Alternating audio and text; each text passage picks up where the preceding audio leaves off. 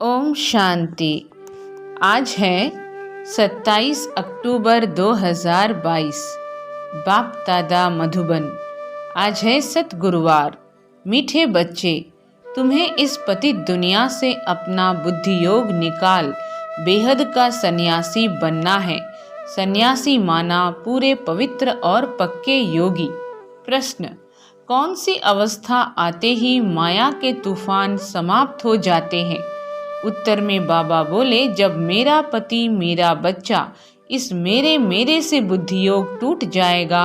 मेरा तो एक शिव बाबा, दूसरा न कोई, यह बुद्धि में पक्का होगा। एक बाप से ही पूरा बुद्धि योग लगा होगा, तब माया के तूफान समाप्त हो जाएंगे। गीत है, कौन आया मेरे मन के द्वारे। ओम शांति।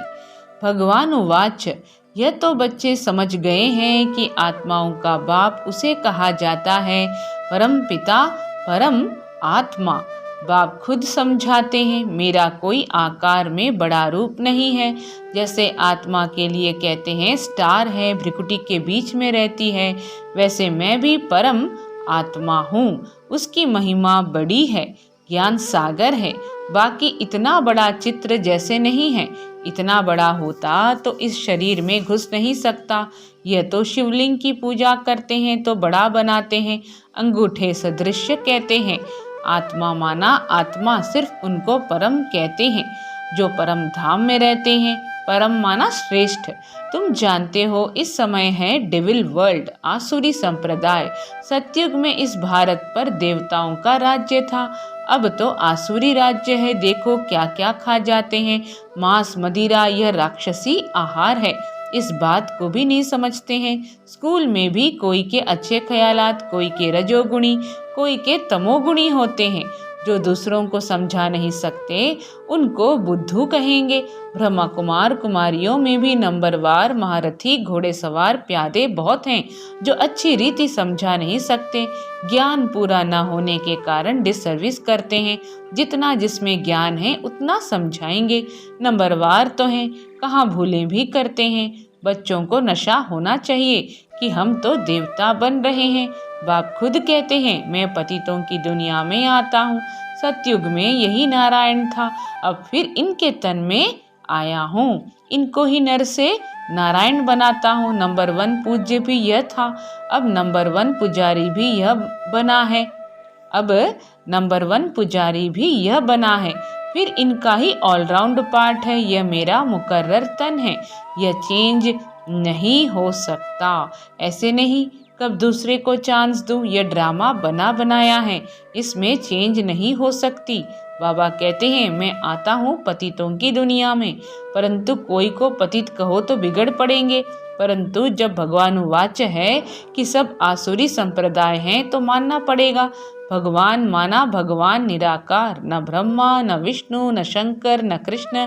कहते हैं, मैं परमात्मा भी तुम्हारे जैसा हूँ। भगवान वाच, मैं तुमको राजयोग सिखाने आया हूँ। योग की कितनी महिमा है। बहुत योग आश्रम खुले हैं, उसमें हठ योग आदि सिखलाते हैं। परंतु तुम योग बल से सारे विश्व को स्वर्ग बनाते हो, विश्व को परिवर्तन करते हो। सारी दुनिया तो योग में नहीं रहती। योग की कितनी महिमा है, जिसमें खास भारत स्वर्ग बनता है, जिससे खास भारत स्वर्ग बनता है। परंतु कोई को पता नहीं तो इसको स्वर्ग किसने बनाया है। जरूर ऐसा कोई स्वर्ग बनाने वाला होगा। बाप कहते हैं, मैं ही आकर देवता बनने का कर्म सिखलाता हूँ। यह तो बड़ा सहज है, यह बहुत यज्ञ करते हैं। क्या कहा बाबा ने? यह तो बड़ा सहज है, वह बहुत यज्ञ करते हैं। यहाँ तुम कोई यज्ञ हवन करते हो क्या? वह माना जो ऋषि मुनि हैं या जो शास्त्र को जानते हैं, वो क्या करते हैं, बहुत सारा वो कर्मकांड में फंसे हुए हैं। यही बाबा समझा रहे हैं कि वह बहुत यज्ञ करते हैं। यहाँ तुम कोई यज्ञ हवन करते हो क्या? धूप भी खुशबू के लिए जलाते, बाकी यहाँ कर्मकांड की कोई बात नहीं। तो बाप अपना परिचय देते हैं कि मैं आत्मा हूँ जैसे तुम हो, परंतु मैं पुनर्जन्म नहीं लेता हूँ। जन्म लेता हूँ परंतु मरण में नहीं आता। बाबा कह रहे हैं परंतु मैं पुनर्जन्म नहीं लेता हूँ, जन्म लेता हूँ परंतु मरण में नहीं आता।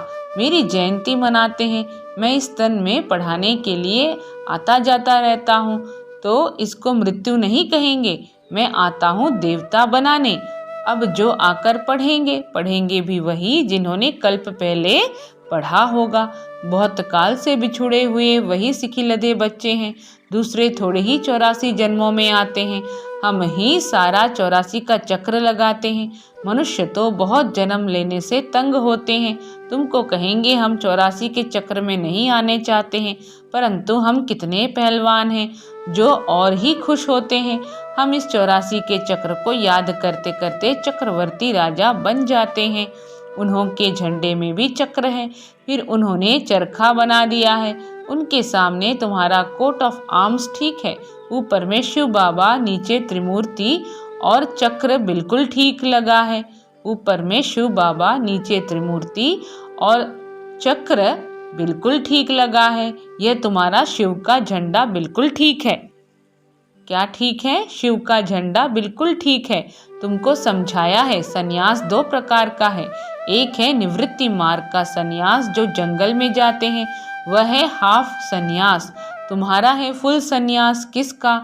सारी आसुरी दुनिया का सन्यास करते हो। मेरा पति, मेरा बच्चा, मेरा गुरु, उन सब मेरे से बुद्धि योग तोड़ते हो। मेरा तो एक शिव बाबा, दूसरा ना कोई। जब तक यह अवस्था नहीं आएगी तब तक तूफान आते रहेंगे, झोंके खाते रहेंगे। बाप सारी आसुरी दुनिया का सन्यास कराते हैं। बाप क्या कराते हैं? सारी आसुरी दुनिया का सन्यास कराते हैं। तो बाबा क्या कह रहे हैं कि बाप सारी आसुरी दुनिया का सन्यास कराते हैं, क्योंकि यह सब भस्म होना है। वह ऐसे नहीं कहते सब भस्म होना है। उससे पहले बाबा ने क्या कहा कि जब तक यह अवस्था नहीं आएगी तब तक तूफान आते रहेंगे, झोंके खाते रहेंगे। तुम रहते संबंधियों के बीच में हो, परंतु उनको देखते बुद्धि वहां लगी हुई है। मेरा कुछ है नहीं तो काम क्रोध किससे होगा? यह युक्ति बहुत अच्छी है, परंतु जब बुद्धि में बैठे, इसको राजयोग कहा जाता है। तुम योग लगाते हो, राजाई लेते हो, वह है हठ योग। यह गुह्य पॉइंट्स हैं। योगी तो दुनिया में बहुत हैं, परंतु बाबा कहते हैं एक का भी मेरे से योग नहीं है। मेरे बदले मेरे निवास स्थान ब्रह्म तत्व से योग है। जैसे भारतवासी अपने निवास स्थान हिंदुस्तान को अपना धर्म समझ बैठे हैं, वैसे वह भी अपने को ब्रह्म का बच्चा समझते हैं। बच्चे भी नहीं कहते। बच्चा कहें तो फिर वर्षा चाहिए। वह तो कहते कि तत्व में लीन होंगे। बाबा को तो अनुभव है, बहुत सन्यासियों गुरुओं से अनुभव किया। अर्जुन को भी दिखाते हैं, बहुत गुरु थे। तुम सब अर्जुन हो। इस समय सारी दुनिया पर रावण का राज्य है। सारी दुनिया लंका है। एक सिलोन का बेट द्वीप लंका नहीं, वह हद की लंका है, परंतु बेहद की लंका तो सारी दुनिया है। अब सारी दुनिया पर रावण का राज्य है। राम के राज्य में इतने मनुष्य नहीं थे। जब राम राज्य है तो रावण राज्य नहीं, कहाँ चला जाता है? जब राम राज्य है तो रावण राज्य नहीं, कहाँ चला जाता है? नीचे पाताल में चला जाता है। फिर रावण राज्य आता है, नीचे पाताल में चला जाता है, फिर रावण राज्य आता है तो राम राज्य नीचे चला जाता है। यह ड्रामा है ना। जब चक्र फिरता है तब सतयुग ऊपर आ जाता है, द्वापर कलयुग नीचे चला जाएगा तो सतयुग त्रेता नीचे से ऊपर आ जाएगा। है चक्र की बात, उन्होंने ऐसे लिख दिया है। बाकी कोई सागर में नहीं चला जाता है, वह सागर से निकल नहीं आता है। बाबा ने आज इस बात को स्पष्ट किया कि जब सतयुग त्रेता होता है तो द्वापर कलयुग नहीं होता। बाकी कोई सागर में नहीं चला जाता है, वह सागर से निकल नहीं आता है। बाप समझाते हैं यह बड़ी गुह्य समझने की बातें हैं। इसमें पवित्रता है फर्स्ट और योग पक्का चाहिए। इसको कहा जाता है कंप्लीट सन्यास। इस दुनिया से बुद्धि योग खलास। यह बातें तुम्हारे में भी कोई समझते होंगे। सब समझे तो ज्ञान गंगा बन जाए। सब समझें तो ज्ञान गंगा बन जाए।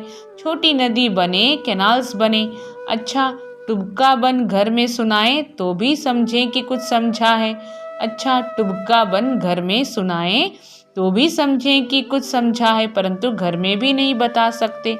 बाप कहते हैं कि कैसा भी गरीब हो परंतु घर में गीता पाठशाला खोल सकते हैं। भल एक ही कमरा हो, उसमें खाते पीते सोते हो। अच्छा, काम उतार सफाई कर फिर यह क्लास लगाओ। बाबा कह रहे हैं, अच्छा काम उतार सफाई कर फिर यह क्लास लगाओ। 3 पैर पृथ्वी में इतनी बड़ी हॉस्पिटल खोल सकते हो, साहूकार की बातें छोड़ो। बाप तो गरीब निवाज है ना, साहूकार तो बोलते कि हमें तो यहाँ ही स्वर्ग है। तो बाबा कहते हैं, अच्छा तुम अपने स्वर्ग में ही खुश रहो, मैं तुमको क्यों दूं? दान भी गरीब को दिया जाता है, बड़ा आदमी तो यहाँ जमीन में बैठने से चमकेंगे। बड़ा आदमी तो यहाँ जमीन में बैठने से चमकेंगे। तो बाबा कहते हैं कि भल अपने महलों में रहो, मेरे पास तो गरीब आए जो अच्छी तरह पढ़ें। अगर दूसरे का नहीं सुना सकते तो छोटा तालाब भी नहीं ठहरे। बाबा कह रहे हैं, मेरे पास तो गरीब आए जो अच्छी तरह पढ़ें, अगर दूसरे को नहीं सुना सकते तो छोटा तालाब भी नहीं ठहरे। तुमको तो बड़ी नदी बनना है, मम्मा बाबा को फॉलो करना है, परंतु घर में भी नहीं सुना सकते तो चुल्लू पानी हथेली में पानी की तरह भी नहीं ठहरे। बाबा को तो मजा आएगा ज्ञान गंगाओं के सामने। कई बाबा के सम्मुख सुनते हैं तो खुश होते हैं, परंतु यहाँ से उठे सीढ़ी नीचे उतरे तो नशा भी उतरता जाता है। फिर घर पहुँचे तो फिर वही झरमुई झगमुई पर चिंतन चालू। बाबा तो चलन से समझ जाते हैं, आते हैं मिलने, कहते हैं मेरा पति मेरा बच्चा है। अरे तुमको पति कहाँ से आया, आती हो स्वर्ग में चलने, फिर भी मेरे मेरे में फंसी हो। अच्छा, इतना डोज काफ़ी है, देना इतना चाहिए जितना हजम कर सके, देना इतना चाहिए जितना हजम कर सके। बाबा ने नटशेल में बताया है, योग से तुम स्वर्ग की स्थापना कर रहे हो, बाकी बादशाही के लिए नॉलेज चाहिए। 2 सब्जेक्ट हैं, बाबा भी योग में रहने का पुरुषार्थ करते हैं, तब कहते हैं न बिसरो न याद रहो। अच्छा, मीठे मीठे सिखिलदे बच्चों प्रति माता पिता बाप दादा का याद प्यार और गुड मॉर्निंग। रूहानी बाप की रूहानी बच्चों को नमस्ते। हम रूहानी बच्चों की रूहानी माता पिता बाप दादा को याद प्यार गुड मॉर्निंग और नमस्ते। धारणा के लिए मुख्य सार, इस पुरानी दुनिया का कंप्लीट संन्यास करना है, पवित्रता और योग की सब्जेक्ट में फर्स्ट नंबर लेना है। क्या कहा बाबा ने कि इस पुरानी दुनिया का कंप्लीट संन्यास करना है, पवित्रता और योग की सब्जेक्ट में फर्स्ट नंबर लेना है। ज्ञान गंगा बन पतितों को पावन बनाने की सेवा करनी है। मम्मा बाबा को फॉलो कर बड़ी नदी बनो। वरदान है, ब्राह्मण जीवन में कम खर्च बाला नशीन करने वाले अलौकिकता संपन्न भव। ब्राह्मण जीवन में कम खर्च बाला नशीन करने वाले अलौकिकता संपन्न भव। विस्तार में बाबा बोले, इस अलौकिक ब्राह्मण जीवन का विशेष स्लोगन है कम खर्च बाला नशीन। क्या है? कम खर्च बाला नशीन। खर्चा कम हो लेकिन प्राप्ति शानदार हो, अर्थात रिजल्ट अच्छे से अच्छी हो। अलौकिकता संपन्न जीवन तब कहेंगे जब बोल में कर्म में खर्च कम हो, कम समय में काम ज्यादा हो। क्या कहा बाबा ने कि अलौकिकता संपन्न जीवन तब कहेंगे जब बोल में कर्म में खर्च कम हो, कम समय में काम ज्यादा हो, कम बोल में स्पष्टीकरण ज्यादा हो, संकल्प कम हो लेकिन शक्तिशाली हो। इसको कहा जाता है कम खर्च बाला नशीन। क्या कहा बाबा ने कि कम बोल में स्पष्टीकरण ज्यादा हो, संकल्प कम हो लेकिन शक्तिशाली हो, इसको कहा जाता है कम खर्च बाला नशीन। जो सर्व खजाने कम खर्च करते हैं उनके भंडारे भरपूर हो जाते हैं। जो सर्व खजाने कम खर्च करते हैं उनके भंडारे भरपूर हो जाते हैं। स्लोगन है, बाप और सेवा से सच्चा प्यार है तो परिवार का प्यार स्वतः मिलता है। बाप और सेवा से सच्चा प्यार है तो परिवार का प्यार स्वतः मिलता है। मातेश्वरी जी के अनमोल महावाक्य, अब यह जो शिरोमणि गीता में भगवान वाच्य है, बच्चे जहाँ जीत है वहाँ मैं हूँ। अब यह जो शिरोमणि गीता में भगवान वाच्य है, बच्चे जहाँ जीत है वहाँ मैं हूँ, यह भी परमात्मा के महावाक्य हैं। पहाड़ों में जो हिमालय पहाड़ है उसमें मैं हूँ, और सांपों में काली नाग मैं हूँ। इसलिए पर्वत में ऊंचा पर्वत कैलाश पर्वत दिखाते हैं और सांपों में काली नाग। तो इससे सिद्ध है कि परमात्मा अगर सर्व सांपों में केवल काले नाग में है तो सर्व सांपों में उसका वास नहीं हुआ ना। अगर परमात्मा ऊंचे ते ऊंचे पहाड़ में है, गोया नीचे पहाड़ों में नहीं है, और फिर कहते हैं जहाँ जीत वहाँ मेरा जन्म, गोया हार में नहीं हूँ। अब यह बातें सिद्ध करती हैं कि परमात्मा सर्वव्यापी नहीं है। एक तरफ ऐसे भी कहते हैं और दूसरे तरफ ऐसे भी कहते हैं कि परमात्मा अनेक रूप में आते हैं। जैसे परमात्मा को 24 अवतारों में दिखाया है, कहते हैं कच्छ मच्छ आदि सब रूप परमात्मा के हैं। अब यह है उन्हों का मिथ्या ज्ञान। ऐसे ही परमात्मा को सर्वत्र समझ बैठे हैं, जबकि इस समय कलयुग में सर्वत्र माया ही व्यापक है। तो फिर परमात्मा व्यापक कैसे ठहरा? गीता में भी कहते हैं कि मैं फिर माया में व्यापक नहीं हूँ। इससे सिद्ध है कि परमात्मा सर्वत्र नहीं है। गीता में भी कहते हैं कि मैं फिर माया में व्यापक नहीं हूँ। इससे सिद्ध है कि परमात्मा सर्वत्र नहीं है। दूसरे पॉइंट में मातेश्वरी जी ने समझाया है कि अब यह तो हम जानते हैं कि जब हम निराकारी दुनिया कहते हैं तो निराकार का अर्थ यह नहीं कि उनका कोई आकार नहीं है। जैसे हम निराकारी दुनिया कहते हैं तो इसका मतलब है जरूर कोई दुनिया है, परंतु उसका स्थूल सृष्टि मुआफिक आकार नहीं है।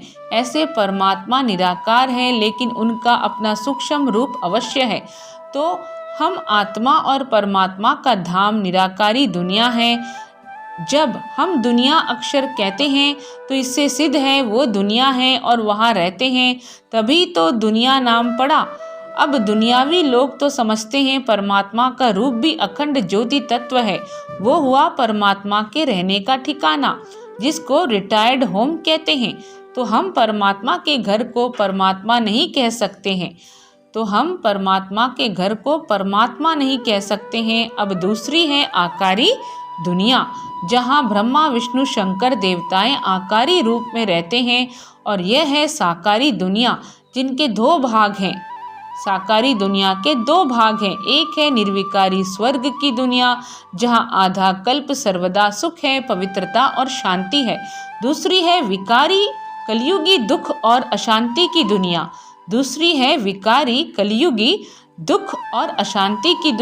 अब वो दो दुनियाएं क्यों कहते हैं? क्योंकि यह जो मनुष्य कहते हैं स्वर्ग और नरक दोनों परमात्मा की रची हुई दुनिया है।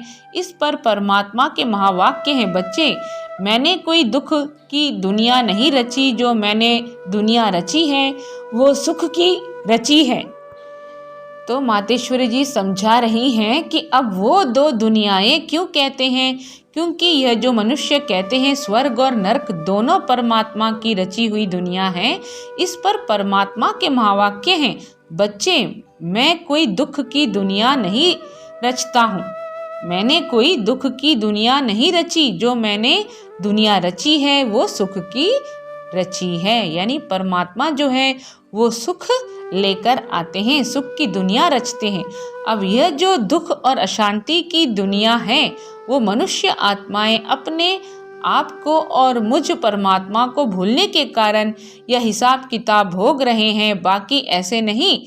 जिस समय सुख और पुण्य की दुनिया है वहाँ कोई सृष्टि नहीं चलती। हाँ अवश्य, जब हम कहते हैं कि वहाँ देवताओं का निवास स्थान था तो वहाँ सब प्रवृत्ति चलती थी, परंतु इतना जरूर था वहाँ विकारी पैदाइश नहीं थी।